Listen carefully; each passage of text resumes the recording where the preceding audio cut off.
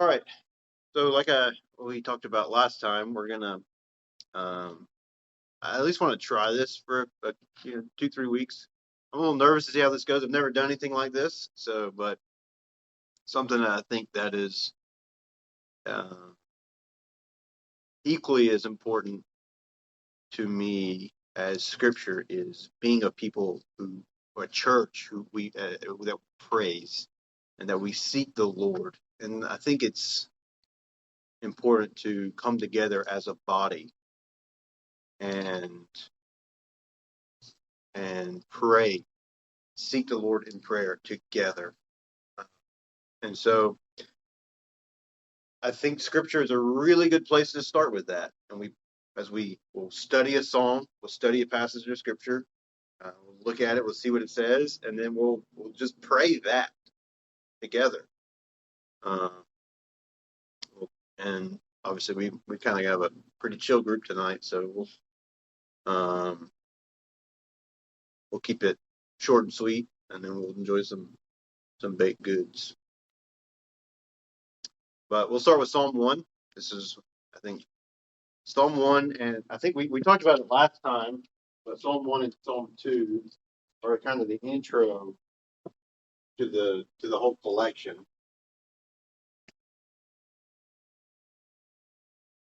And then you've got Psalm 146 through 50, 150. They kind of form bookends for the rest of the collection. And a lot of people even say that these two psalms go together. If you look at the two psalms together, there's a word that they have in common that we'll look at tonight, but it's the first word in Psalm 1 is blessed, and in the last line of Psalm 2, it starts with blessed as well. And so the idea is that they're kind of booking that would be that they're bookended together by that phrase or that word blessed, um, which means which in Hebrew is Asher or Asher, like the name, which is my brother's name, by the way. It means blessed or happy, which is funny because my brother's name is Happy in Hebrew, right? But our last name in Arabic is Thanksgiving. Al Shukr means Thanksgiving. This was unintentional by my parents. They realized it later on, but so his name is Happy Thanksgiving, uh, which I think is pretty great. Um, it's an Arab with a Hebrew name, um, with an American meaning.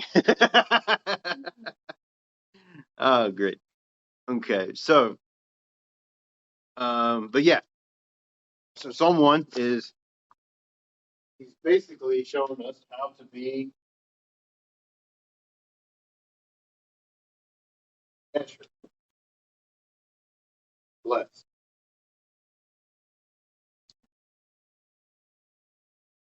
What's the ticket to being blessed?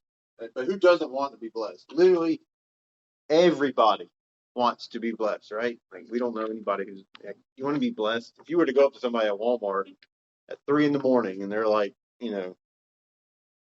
a 3 in the morning Walmart shopper, and you ask them, "Hey, do you want to be blessed?" They're not gonna be like, "No, I hate blessings." Everybody wants to be blessed. Good people, bad people, liberals, conservatives, Catholics, Muslims. Literally everybody on the planet wants to be blessed. And when we sneeze, what do we say to people? Bless you. Yeah, like blessings they're important. Um, and I think that's why these prosperity preachers do so well. Is because they're promising blessings, right? And that's attractive to people. Of course, their source of blessings is a little funky, but we all want to be blessed. We all want to be happy, and so that's what Psalm 1 is going to give us instructions on. So let's jump in. Let's read it. And we'll go from there. Ryan, do you want to read it? Psalm 1? Blessed is the man who walks not in the counsel of the wicked, nor stands in the way of sinners, nor sits in the seat of scoffers. His delight is in the law of the Lord, and on his law he meditates day and night. He is like a tree planted by streams of water that yields its fruit in its season, and its leaf does not wither. In all that he does, he prospers. The wicked are not so, but are like chaff that the wind drives away. Therefore, the wicked will not stand in the judgment, nor sinners in the congregation of the righteous. For the Lord knows the way of the righteous, but the way of the wicked will perish. Yeah.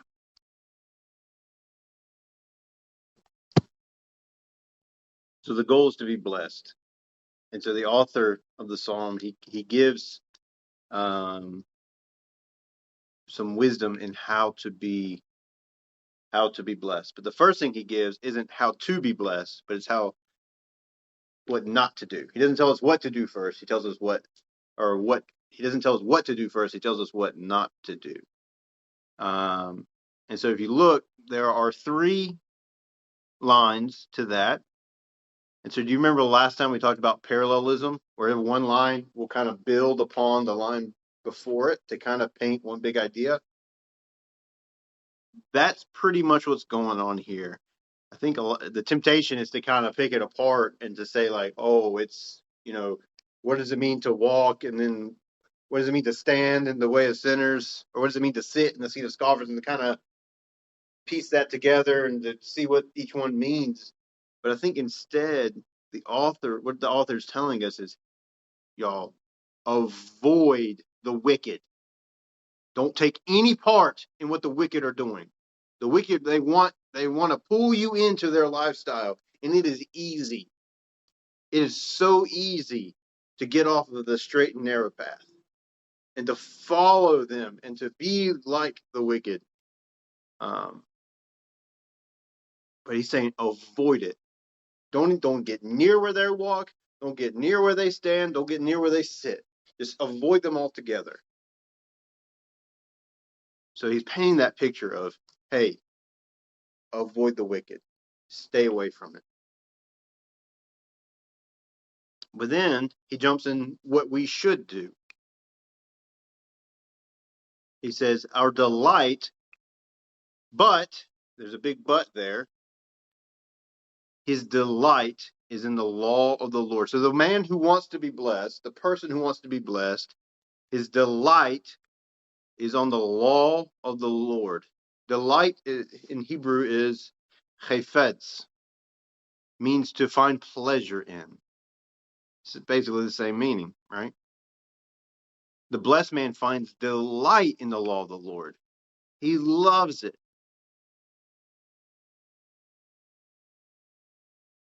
And so when we remember now, when we talk about the law, we're not talking like speed limits and stop signs and immigration laws where you have to, do your biometrics on time.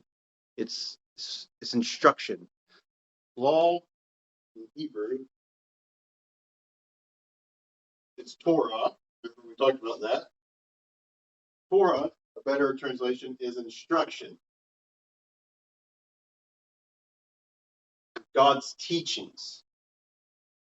So the wise man, the blessed man, rather, finds delight in when God instructs him.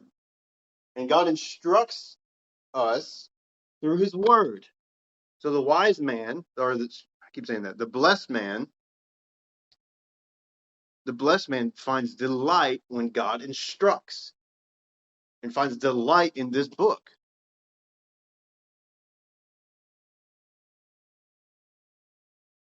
And that got me thinking, like, what do we find pleasure in life? Like we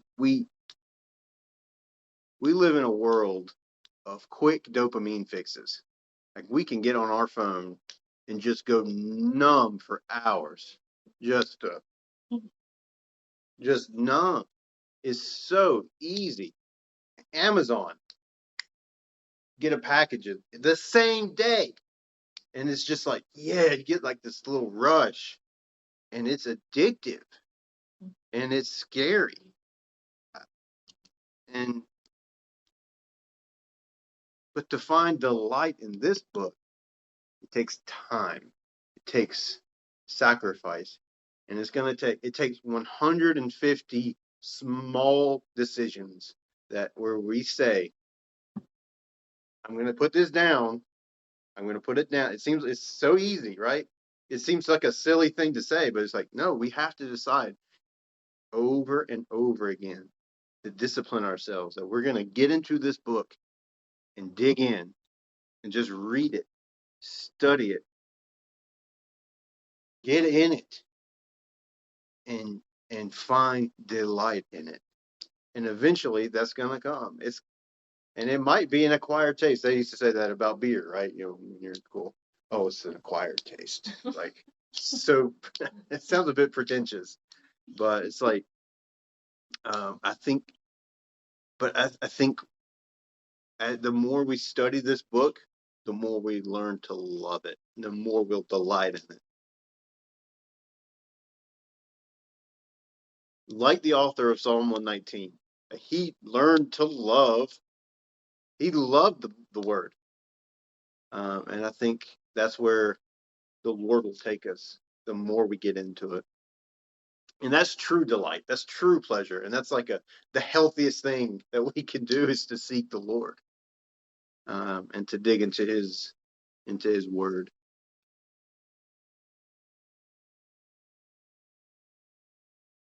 The next thing that he mentions is in that same verse is, and on his law he meditates day and night. On his law he meditates day and night. So on his instructions, on the instructions of the Lord, the blessed man will meditate. And so most of the time we learn about meditation as like what is it in Buddhism, where they're clearing your mind and empty your mind, and was the being one with whatever. I don't know that much about it, to be honest, but the idea in in ancient in the ancient Hebrew culture was the word haggah, and it means basically to chew on it, to moan it, or to chew on it. And so you're basically just uttering that same phrase over and over and over again. So blessed is the man, blessed is the man. You're basically you're ruminating over the same thing over and over and over and over and over again. And so the author is telling us, hey, the blessed man takes these ideas and he takes the scriptures and the instructions of the Lord and meditates on them. He utters them, mutters them, moans them even constantly. And where does he say? Day and night. It doesn't mean you do it in the morning and then you do it again at night. No, it means from the morning until the night. So it is your obsession. It is your addiction. There's a line in one of the Psalm 119, somewhere in Psalm 119, where he goes, I open my mouth and pant. I open my mouth and pant because I long for your word. Now think about that idea. Like, he is so desperate for the word of the Lord that he's panting. Like, you ever been so thirsty that you're just like, I need a water? Like, that's the idea. He is so desperate for the word that he's panting. He's an addict, and it's the healthiest addiction we can have. It is the healthiest thing that we can do, is to be with the Lord and to hear his instructions. And then he paints a picture for us. The author, he jumps into a picture and he says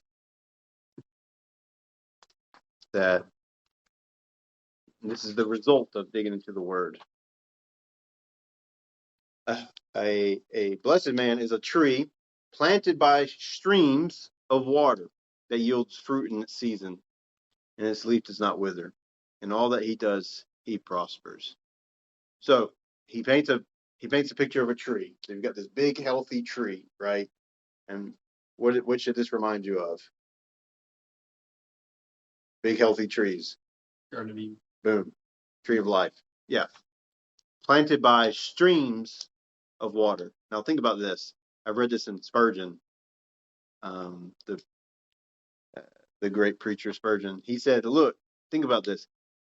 It's multiple streams. So say, what is the ideal situation for a tree? Is to be planted by a river, a stream, right? Singular even. It's got a permanent water supply, and is constantly being nourished by that stream. But this is plural, so it's got 2, 3, 4 streams flowing past it. So say one of them dries up, it's not going to be phased a bit because it's got multiple streams of water, right? That's what it's like to be a blessed man, because we delight and meditate on the word. And so because we have that, the blessed man has that constant nourishment, which is the word, it's going to be fruitful. Its leaf does not wither. Healthy, right? In all that he does, he prospers. So true prosperity is being a blessed man who delights and meditates on the word. And of course, there's the future kingdom aspect as well. And being prosperous is being one who is close and walks in intimacy with the Lord. It's not necessarily talking about money and how we think of prosperity. All right, so he's painting this beautiful picture of a tree, right? And it's this big, beautiful tree planted by waters. It's fruitful. The leaf never dies on it, and we watch it every day, right? Or every year, the leaves, they dry up and they fall off, and then of course they come back. But on this tree, the leaves, they stay. They stay, and they're always there. And so he paints this vivid picture. But then he switches gears. He starts with this contrast, and it's brief. It's only one verse. I guess they both are, but it's it's a brief one though. And it says, "The wicked are not so, but are like chaff that the wind drives away." Right. So think of the comparison there. Chaff, of course, is when you pick the wheat, you've got that. It's almost like dust, and it's just gone. It's just the dust that comes off of the wheat plant, and then it's just gone. He's saying that the wicked are like that, and so I even think there's something to say about the brevity of the illustration versus the little bit more detailed illustration of the blessed man. The blessed people are permanent. And there's details and there's roots, but the wicked are brief and vanish. They vanish in a moment. They don't last. And the righteous have roots. The blessed people have roots, deep roots. And so the wicked will not stand in the judgment, nor sinners in the congregation of the righteous. For the Lord knows the way of the righteous, but the way of the wicked will perish. The Lord knows the way of the righteous, but the way of the wicked will perish. In the end, there's judgment. And only those with deep roots and sure sustenance will persevere through that judgment. And those who choose wickedness, who choose to walk in the way of the wicked, they won't last. They will not stand in the judgment. And the Lord knows the way of the righteous. He knows the way of those who are walking according to this book. And he chooses to And that he knows those who choose to live a blessed life, delighting and meditating on the word, and those who choose the counsel of the wicked and the way of sinners, they will perish. Now, this should remind you of a passage in Matthew 7, right, where Jesus gives it. He's finished giving the Sermon on the Mount, the greatest sermon of all time. Well, maybe after Jonah's. That was a joke for those who can't see my sarcastic face. So he's given his Sermon on the Mount, and then he gives the illustration of the houses, right? He says the wise man built his house on the rock, and the waves came and the storm comes through, basically, right? I'm paraphrasing the hillbilly version. The storm comes through, but the house isn't moved because it's found its roots, its foundation is built upon the commandments of Jesus and walking in the ways of Jesus, obedience. But then the foolish man didn't build his house on the rock; he built it on the sand. The same thing comes through. The storm comes through, and what happens to the house? It's demolished. It's the same idea as Psalm 1. So we need to be a people who walk according to this book, who delight and meditate, who find pleasure in this book, and we get excited about it. I want to be a person who is excited about this book every day. I want to long for it, ache for it, and meditate on it, and chew on it day in and day out, so that I can walk, so that we all can walk in a way that is pleasing to the Lord. And because I want to be blessed, and I want to stand in the judgment. So, any thoughts, questions, concerns? Understand what this means. I mean, I know the final judgment. Sure. Judgment? It means to be judged, or no? Yeah. So Jesus is going to sit as judge, right? And he's going to judge us. And basically, to stand means to make it through the judgment. So that we can want to make it through the judgment. Right. Right. Yeah.